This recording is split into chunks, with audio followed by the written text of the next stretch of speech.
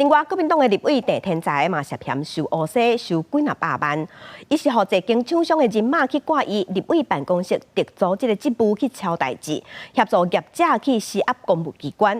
北检伫昨昏问话问煞，郑天才以200万交保，限制出境出海。真侪媒体等伫咧外口，国民党立委郑天才拢无讲话，因为涉嫌收汇款几落百万，和台北地检署约谈，而这项先后有令200万交保，限制出境出海。200万。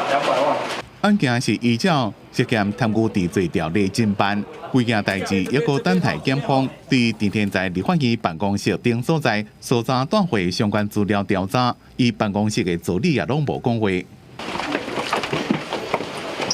北检去年侦办郑天才办公室前执行长张庭良涉嫌以被手套的身份，替内政部营建署组长张志明牵线，互项厂商摕到婚姻绿电的标案，贪污7500多万。北检迄当阵认定郑天才无涉案，只个人起诉张庭良甲张志明等人。他的事业那么大，怎么会去？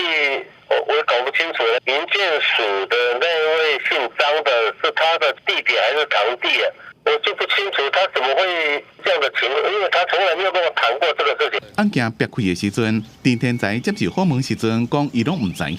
验过检方发现，有几多间厂商透过张庭良介绍熟悉郑天才，因为郑天才伫2020年到2023年之间，收厂商100万的汇款，和厂商特别助理的名头。那业者拄到代志，郑天才就用立委的职权去排解。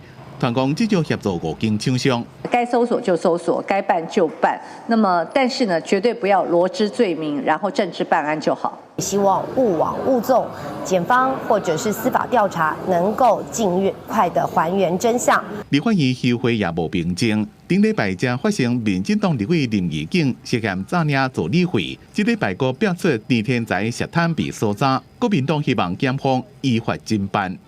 记者综合报道。